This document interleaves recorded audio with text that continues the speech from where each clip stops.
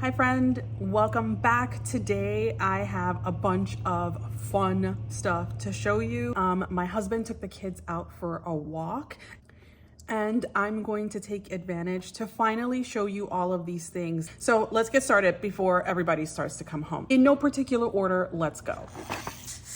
Well, this one popped out. I guess she wants to be seen first. Months and months ago, I think it might have even been during the summer, having a bunch of scraps on my desk. And I have always really liked the paper dolls. And I was feeling lazy about either drawing my own paper doll or printing and cutting limbs and bodies. I just didn't want to deal. So I literally just started putting things down and seeing if it could turn into something. And the prototype that I made while I was talking to Anna was this one using cards, and it just really wasn't working for me. Probably her legs needed to be in the back, I don't know, but it definitely gave me the idea. Using some die cuts and punches, I created what might be considered like eyes and a mouth, and of course adding captions, which I really love to do. These captions are things that I've typed myself. I'll show you some more toward the end, but I often find that the captions that I see are things that are just kind of like, choose happiness. I don't like when people tell me what to do. If we could all choose happiness, wouldn't we all do it? No one is out here choosing sadness. So captions like that really kind of grind my gears. I resonate more with humor, sarcasm, little self-deprecation. So overthinking is my job. Alexa, fix it. Please hesitate to call me. Straight out of scraps and wonderfully weird. So so these are my paper robots. I really love them. As mentioned, I decided to start making my own captions because oftentimes what I'm thinking in my mind when I'm making something is more fun to me than what I'm finding and what I'm able to stash. So I just started a document on my computer. Ironically, though, I'm really into kind of snarky and sarcastic captions. Recently, I've been really interested in creating my own affirmations cards. And so a lot of things that you're seeing here in these captions that I've typed are affirmations that really resonated with me. I made a bunch of these. And if you have a keen eye, then you may have noticed that I was already using one in my meeting journal, and it literally just slides in and it kind of hooks over the top of any book, and then you have like this cool little dangly feature. I feel like that is perfect for any kind of journal or planner, junk journal, anything. So I made a bunch of them. I got the hooks from Amazon. I'll add all of the links. So yeah, I used just a bunch of old beads that I had in my stash, and they all look like junky to me, maybe slightly a little over the top, maybe a little gaudy, I don't know. But in the spirit of junk journaling, we give ourselves permission to do the absolute most with no apologies. I have a sizable stash of safety pins, and so I just used some paper scraps and added some captions that I had in my stash. These are not captions that I have typed myself. These are things that I've printed. These are the Dollar Tree stickers that you can always find there. And all I did was use a single strip of a paper scrap and then just wrapped it around and then used the crocodile to attach this thing, and making sure to leave the opening part to the top. So while this might not be a feature that can stand alone, it would make a great add-on to a page or a spread. One thing about me is I love a tab and I love a dangle. I also love to repurpose and reuse things. My toxic trait is that I see a box and I see a project. And so these tabs I made using a tab punch. I also did the crocodile with the thing that I can't remember and attached some charms that I wire wrapped myself. I mean, you could put these anywhere. They don't necessarily need to be marking a page for function. They could also just be for fun. I have no idea how long ago I made these. I clearly, as you can tell, had a bunch of Scrabble tiles. So I just got some of these things on Amazon, and I just used some Mod Podge. I have a bunch of these house images from an old Maggie Holmes paper pad left, and what I did was cut out the pieces that showed the better part of the houses to fit these tiles, and then just stuck them on with glue and added the top layer of triple thick or Mod Podge, and then added this little thingamajig, and now it can be used as a charm. This is not reinventing the wheel. These are just a bunch of altered paper clips. I had a bunch of beads in my stash that I didn't necessarily love for any other project, but an altered paper clip is always useful when and you do use them in your junk journals. I would highly recommend that you sit down and grab any possible dangle that can go on your paper clip and just do that prep for yourself. You know, there's meal prepping, maybe there's junk journal prepping, I don't know. I love these. I only have 2 of them so far. I made a 3rd one, but I sent it to someone. So the person who received it, just know that you were the prototype.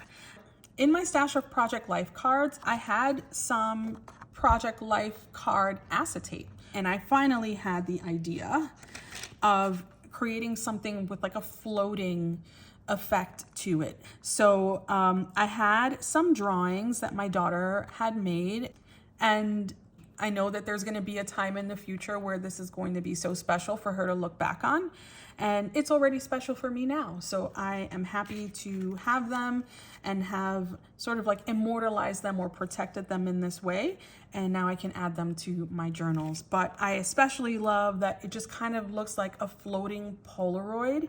Her drawing is actually on the back of the acetate, so it's like effectively waterproofed and protected. Another reason why I put it in the back was so that the paper could still be written on. So if you want to use it as a journaling card, not only is your image protected, but the back is still able to hold some journaling for you. So I love how these look. A, because I love Polaroid, B, because I love to preserve my daughter's artwork, and C, because now it's just such a cute way for me to keep it and maybe tip it into a journal.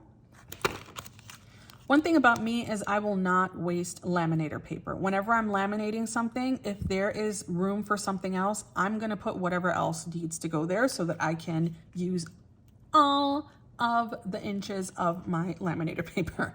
You could use them to wrap washi tape samples for pen pals.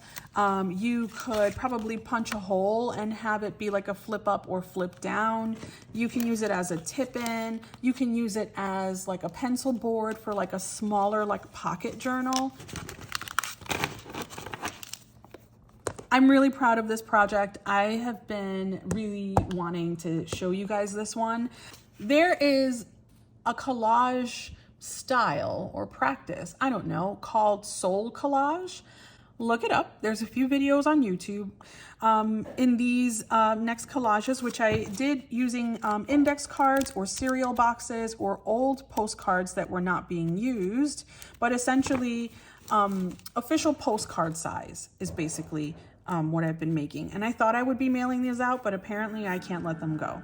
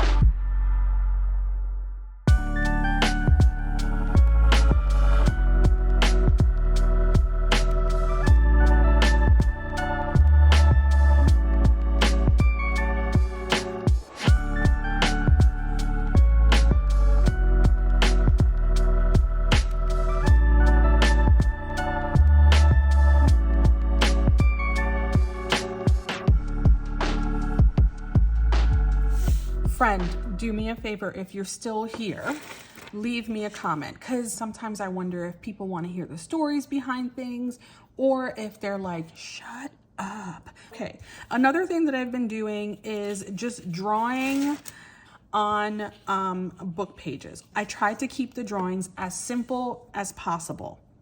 A circle for a head, a neck, some shoulders, nothing too busy here. The only thing that I did extra on this one is that I just gave her like these big bulgy eyes, which maybe they're sunglasses, I'm not quite sure. We don't know, we don't ask questions. We just draw whatever comes out. But anyway, I absolutely love them. My favorite things to do right now to keep drawing super simple for me and easy is to just avoid any face stuff.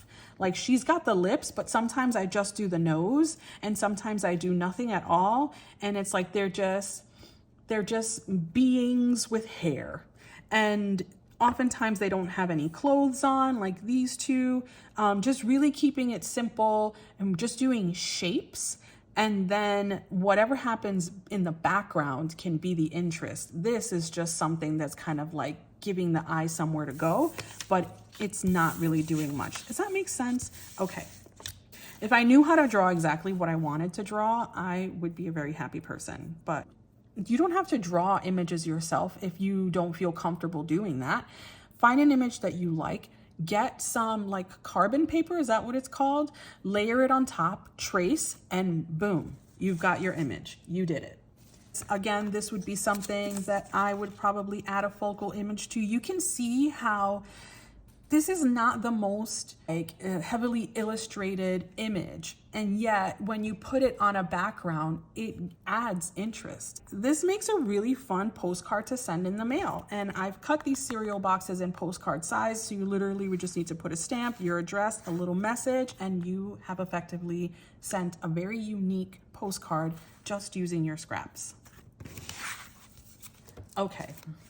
I love a journaling cards. As I mentioned earlier when I was talking about the captions that I was making, they were because I wanted to create a deck of affirmation cards for myself, maybe to give to my friends and my pen pals, but I used some paper scraps in the back, then my focal image. I even used some washi, so these stripes are actually made from skinny washi, and then of course I sewed it because I like to do that. Not necessary, but I like it.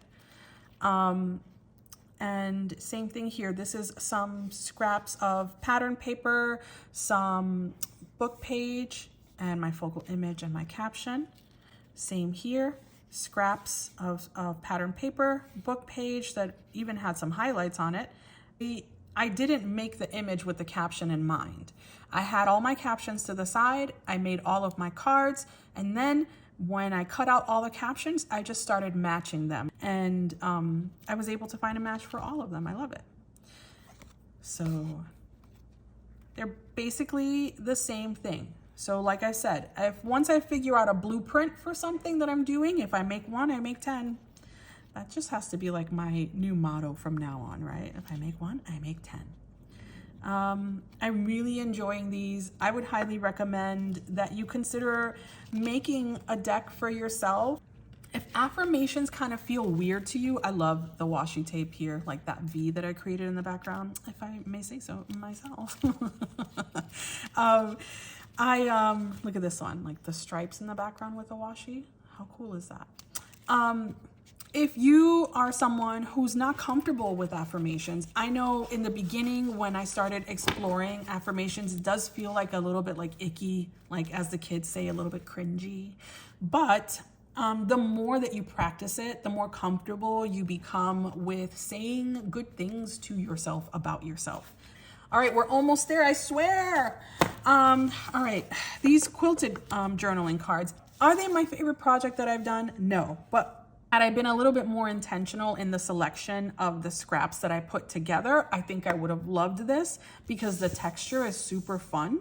But in essence, it's just like quilting or braiding the 1/2-inch strips of paper And then I just backed it onto an index card and then sewed it around the edge. And then maybe it can be a background for something. It's definitely something that you could play around with, and it's certainly a really great way to make use of your scraps. So that's that.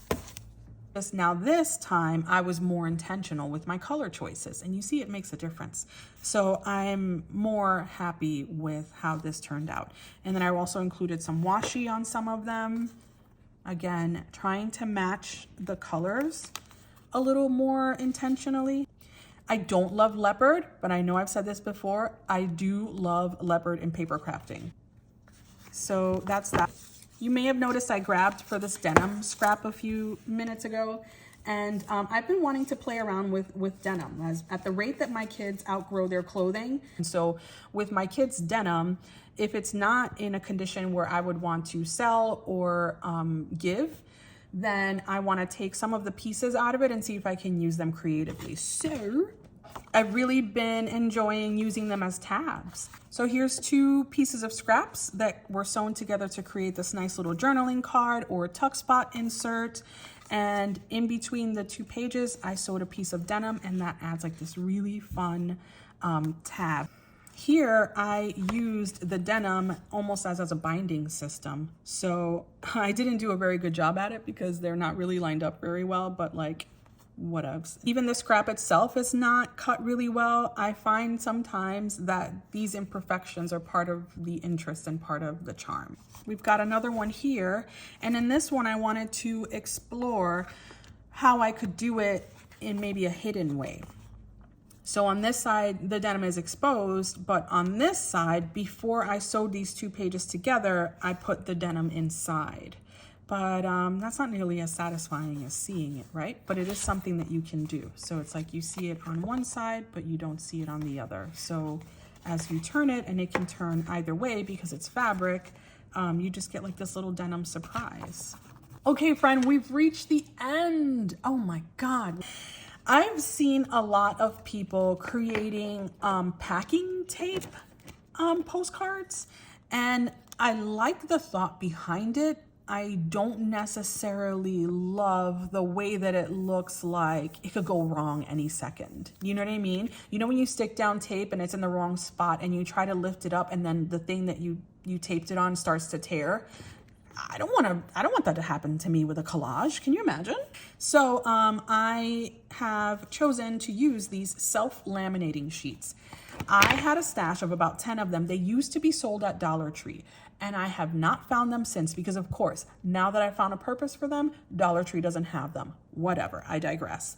But you can buy them online, or you can just cut regular laminating sheets down to size. They also sell laminating sheets in various sizes. Basically, I just took images and put them in and then laminated them, and it just creates this floating card. This is so satisfying to me. I love this.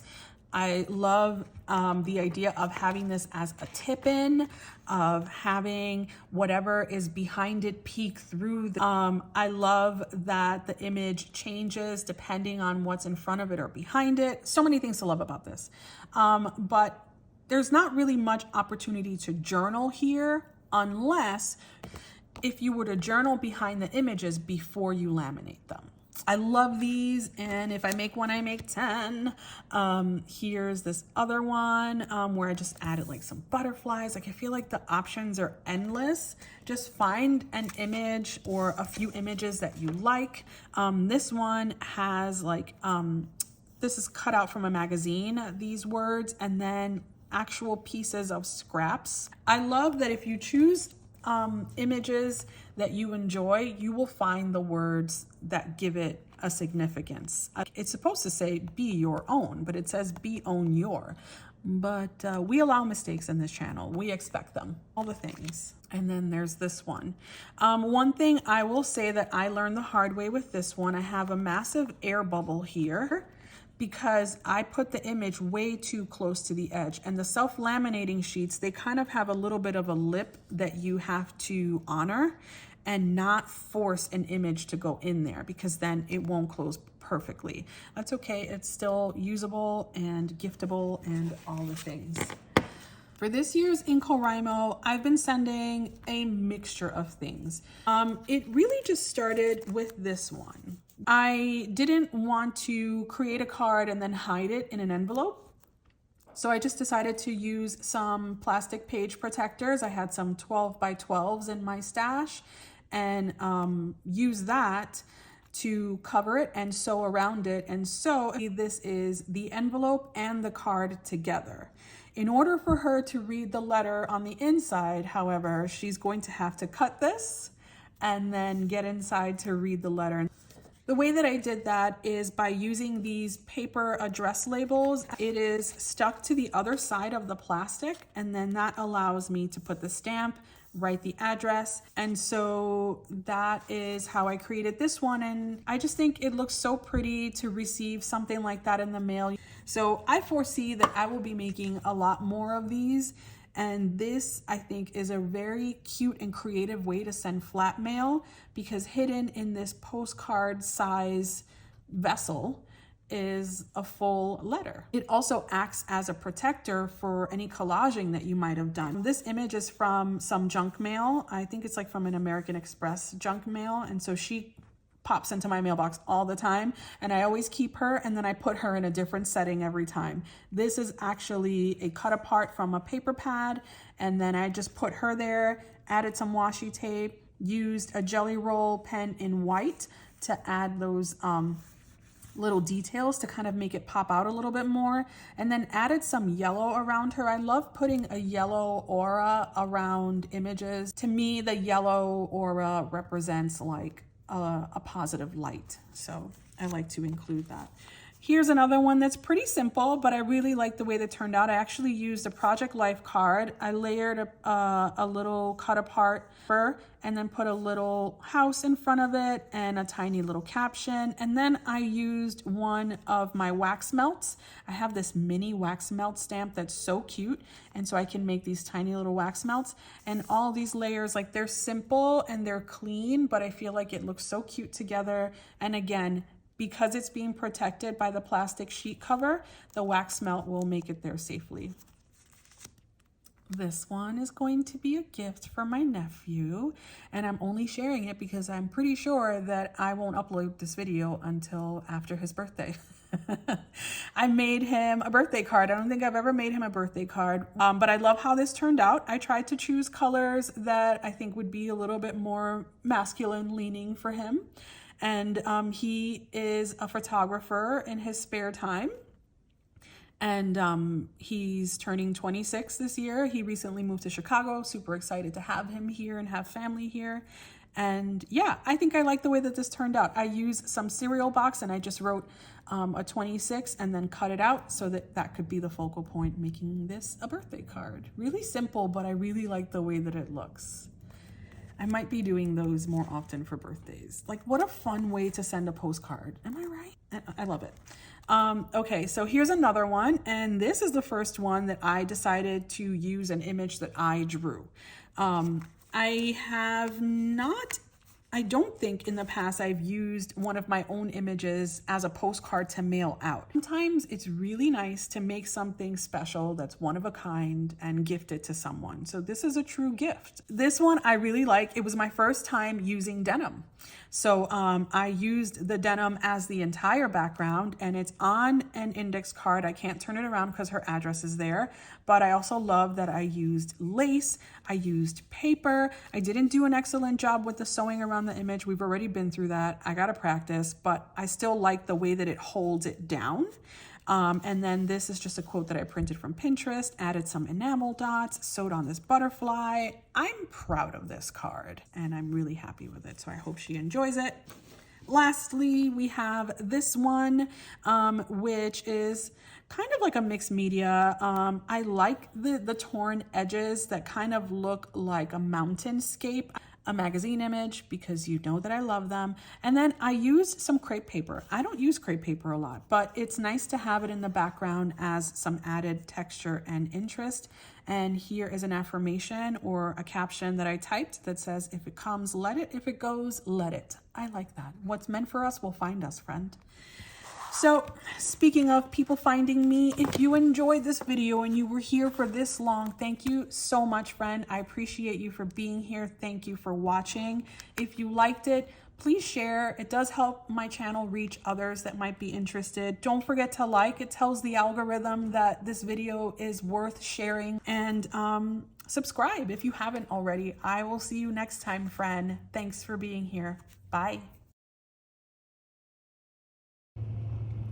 Probably not the best time to be filming as the washing machine is on the spin cycle, but we do what we can when we can, friend. Hi. One thing about me is that I really struggle to make things for people that I love. Is this surprising? Maybe it is, but I do struggle to create for people that I love. I think it's because I want it to be so special that I get creatively blocked. This card, which I was supposed to send last year, I wrote it last year, I stamped it, and somehow it found its way back into my stash and not into a mailbox. And I found it this year as I was going through my stuff in preparation for NaNoWriMo 2024. Am I embarrassed? Absolutely. Am I still gonna send it? Also absolutely. Sometimes I sound so zen and peaceful, and a lot of you give me so much credit for that. And that's really only just one of my personalities. Like, who calls anymore? Like, text me. Who leaves a voicemail? Just let you know right now, I'm not checking voicemails. Before social distance, like 6 feet was my comfort zone. Is it useful? Maybe not, but it's fun. I love them. They don't match anything. It's junk journaling. We give ourselves permission to do whatever we want.